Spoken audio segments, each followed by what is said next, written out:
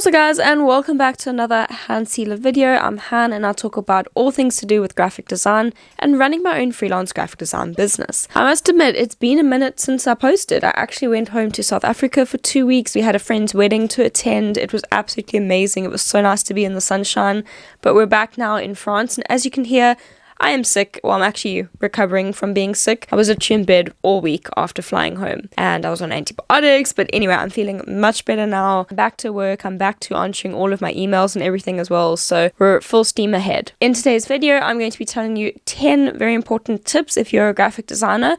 Whether you're a beginner or a seasoned designer, I think these tips are going to be really helpful for you. So let's begin. Tip number 1 when you're a graphic designer is to always be surrounded by things that inspire you. So whether that is pieces of art or Lego, or whether it's graphic design books, I've literally got a whole shelf of design books literally right over there that I'm looking at. Or whether it's something like on Pinterest, if you've got a whole bunch of mood boards that you create, whether you print out those mood boards and put them on a cork board behind your monitor, anything like that where you can constantly be getting inspiration is very important for graphic designers. To constantly be looking and studying things and just getting creative inspiration is very important, especially if you're feeling burnt out or you're not feeling creative. The second tip that I can give you as a graphic designer, especially if you work from home, but it's not limited to that if you work in a studio, you need to have some sort of creative space that you're working in. So whether that is a neat desk, whether it's a comfortable chair, whether it's, I don't know, a good looking setup, whatever the case may be, having a good space to work in will prep your mind and prep your body in order to be fully creative. Even when I was a young graphic designer working in a studio at an advertising agency, I used to have a bunch of different desk toys spread out on my desk. I had Lego, I had Rubik's Cubes, I had cool little wooden puzzles that I could do when I was feeling bored.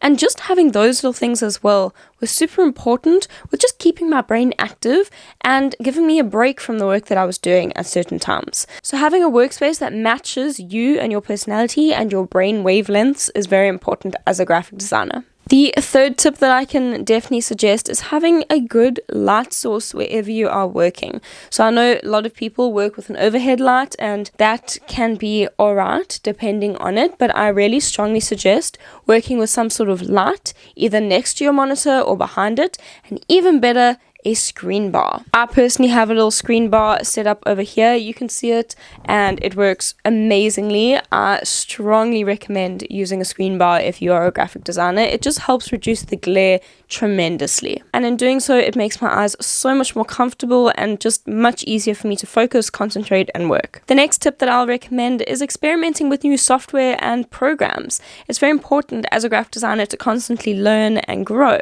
And with that being said, this also links back to the sponsors of today's video, who are kittl. So kittl is basically an all-in-one graphic design platform. They have an amazing bunch of tools that you can use. You have so many assets and fonts and textures and tools available within kittl within one program. So it means I don't have to go and externally source individual photographs and pictures and graphics and icons and textures and AI generated assets, and then I have to go and deep etch it somewhere. I can do everything all within kittl. If you want to try kittl for free, you can sign up using the link below, and if you want to take it one step further, you can use my discount code HanSelah and you'll get 25% off all pro and expert paid kittl plans for new users. So don't forget to check that out. The next tip I can give you is creating a playlist for when you are working. I personally like to find a whole bunch of new music when I'm working, so I'll often create playlists of like random music that I've never heard before and then go through them and then add them to like favorites or different playlists.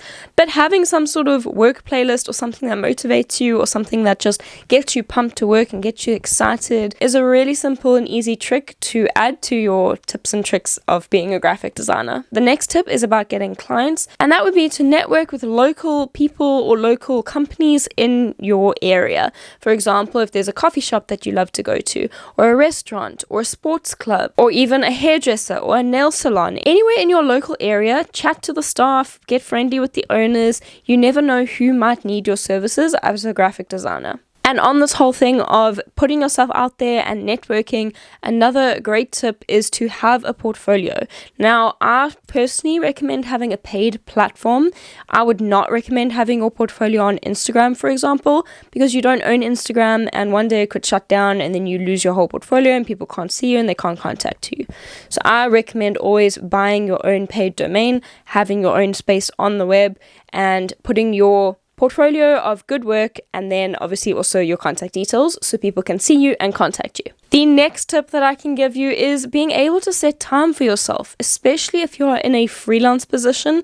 It is so important to budget your time. Make sure that you take time off for yourself on weekends. Don't be a slave to your emails. You need to be able to have you time so that you don't burn out. The next tip is extremely important, and that is backing up your work. Even better if you back it up daily, but I know some of us can be a little bit lazy and probably do it weekly, but it is crucial to back up your work. Yes, you can back it up to a hardware such as an SSD or an external drive, but I recommend doubling that and backing it up in a cloud somewhere. So whether that's Google Drive, whether it's Apple Cloud, whatever, back it up somewhere. Just make sure that you are backing it up. Another tip to do with file management is also just making sure that you're exporting your files and setting them up in the correct format and in the correct specs, and also the correct size. For example, if you're working on a digital project or a web design project, you can't be exporting images at 2 or 3 megs per image. That is just absolutely crazy. Imagine if you have 25 or 50 images on this website and they're all like 2 or 3 megs each. Do you know how much data that is going to take from the viewer? That's crazy. That's way too big of a load time. So just be mindful of those sort of things. And at the same time, if you are doing a project for print, like a packaging project, you can't be using 72 dpi pixeled images. You have to be using obviously assets that are set up for print at 300 dpi and preferably set in millimeters, not in pixel format. So again, those are just super simple tips and tricks. Just remember to make sure that you're doing those correctly. Obviously, when we're talking about pixels and that sort of stuff, don't design logos on Procreate or Photoshop. That is just a huge no-no. I'm not going to go into why. I think you guys know how much I talk about this in all of my videos. But if you're designing logos, make sure that you're doing it in a vector-based program. Another tip that I can give you if you're starting out in your graphic design journey is to do passion projects to attract the clients that you want to work with. For example, if you want to work with high-end luxury brands, do passion projects that resemble that or target those ideal clients. If you want to work with beauty or whatever the case may be, do passion projects that will target the type of people that you want to work with. And that's how you can start to build and manipulate your portfolio to show what you want to be doing. I have absolutely, totally, 100% forgotten what number of tips we're on, but I think I did possibly exceed 10, so you may have gotten a few bonus tips in here. But I hope this video was informative. I hope that it just sparked your interest and just gave you a little bit more into the life of a graphic designer and what you should and shouldn't do when running your own business or if you are working in an agency. Don't forget, we're all here to learn, grow, and share our ideas together, our journeys, our creative freedoms and sparks and all sorts. So if you enjoyed this video, please give it a thumbs up, and yeah, if you have any other additional tips that you want to drop in the comments, something that has been valuable to your graphic design journey, let us know in the comments and we can expand from there. Otherwise, guys, I hope you have a lovely day wherever you're in the world. Stay safe, don't get sick like me. I am recovering, but it's been a bit of a wild week. Anyway, have a great day and I'll see you soon. Bye.